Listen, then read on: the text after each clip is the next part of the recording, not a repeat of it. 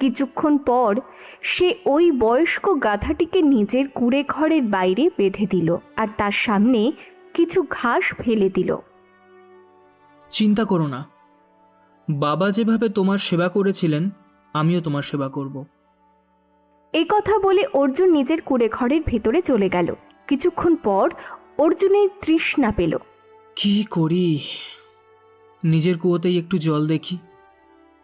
এই কথা বলে অর্জুন নিজের কুয়োর ভেতরে উঁকি মারতে লাগলো। তখনই এক বয়স্ক লোক সেখানে এলো। অর্জুন, এই শুকনো কুয়োটা দেখে কোনো লাভ নেই।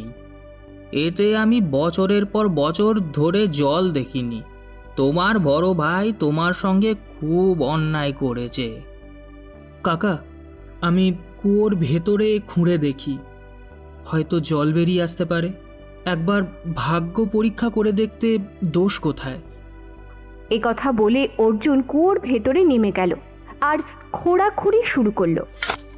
কিছুক্ষণ পর তার কোদাল কোনো ধাতুর সাথে ধাক্কা খেল।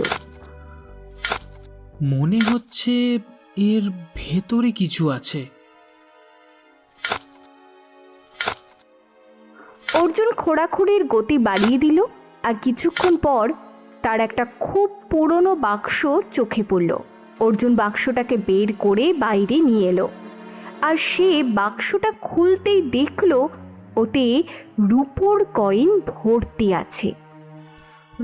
দেখুন কাকা, আমি কুয়োর ভেতরে এটা পেলাম। এই বাক্সের ওপর কে জানে কিসের চিহ্ন আঁকা আছে। বহু বছর আগে এই জায়গাটা ব্যবসায়ী এবং কাফেলার যাতায়াতের কাজে লাগতো, কিন্তু ব্যবসায়ী ডাকাতদের হাত থেকে বাঁচতে নিজেদের ধন সম্পদ এই কুয়োর ভেতরে লুকিয়ে রেখে চলে যেত। তাদের মধ্যে অনেকেই আর ফিরে আসেনি। আমার মনে হয় এই বাক্সটা সেই আমলেরই। যাই হোক না কেন, তোমার লাভ হয়ে গেল। অর্জুন হাসতে হাসতে নিজের কুঁড়ে ঘরে ফিরে এলো আর রূপোর বাক্সটা রেখে দিল। তার চোখে জল চলে এলো আর সে কাঁদতে কাঁদতে নিজের মনেই বলল, বাবা, আজ আমার তোমার কথা মনে পড়ছে।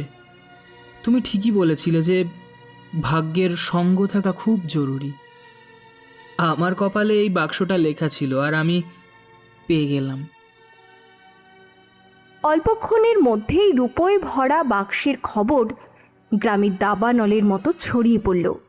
এই খবর যখন অর্জুনের বড় ভাই অশোক জানতে পারল তখন সে খুব চমকে গেল।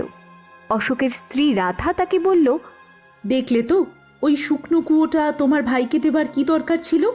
ও তো বিনামূল্যে রূপোয় ভর্তি বাক্স পেয়ে গেল। তুমি যদি ওই কুয়োটা না দিতে তবে ওই বাক্সটা আমাদের হতো। আরে চিন্তা করো না, ওই বাক্সটা আমি অর্জুনের কাছ থেকে ছিনিয়ে নেব আর বলে দেব যে ভুল করে আমি ওকে শুকনো কুয়াটা দিয়েছিলাম। ওটা আমার সম্পত্তির মধ্যেই পড়ে। কিছুক্ষণ পর অশোক সোজা অর্জুনের কুঁড়ে ঘরে চলে গেল। অর্জুন, আমি জানতে পেরেছি যে তুমি শুকনো কুয়োর ভেতর থেকে একটা রূপোয় ভর্তি বাক্স পেয়েছো। হ্যাঁ, তুমি ঠিকই শুনেছো দাদা। ওই বাক্সটা আমার হাতে তুলে দাও, কারণ ওই বাক্সটা আমার। তুমি এসব কি বলছো? তুমি ওই কুয়োটা আমাকে দিয়েছিলে, তাই ওই কুয়োর ভেতরের জিনিসও আমার হলো। শোনো অর্জুন, বাজে বকো না। ভুল করে আমার মুখ দিয়ে বেরিয়ে গিয়েছিল। তাড়াতাড়ি ওই বাক্সটা আমার হাতে তুলে দাও, না হলে আমার থেকে খারাপ তোমার জন্য কেউ হবে না। অশোকের এই রূপ দেখে অর্জুন চমকে গেল। নাও, নিয়ে যাও। তোমার যদি মনে হয় আমি এই রূপোয় ভরা বাক্সের জন্য তোমার সাথে ঝগড়া করব, তবে একদমই করব না। কারণ আমার রক্তে বাবার দেওয়া শিক্ষা দৌড়চ্ছে। ছোটবেলা থেকে আজ পর্যন্ত বাবা আমাকে এটাই শিখিয়েছেন যে বড় ভাই নিজের বাবার সমান হয় আর বাবার সাথে কখনো ঝগড়া করতে নেই। এই কথাটা আলাদা যে তুমি আমাকে নিজের ছোট ভাই বলেই মানো না। অর্জুনের কথায় অশোকের ওপর কোনো প্রভাব পড়ল না। অশোক রূপোয় ভর্তি বাক্সটা তুলে নিল কান খুলে শুনে নাও, এবার থেকে ওই শুকনো কুয়োর দিকে নজরও দেবে না।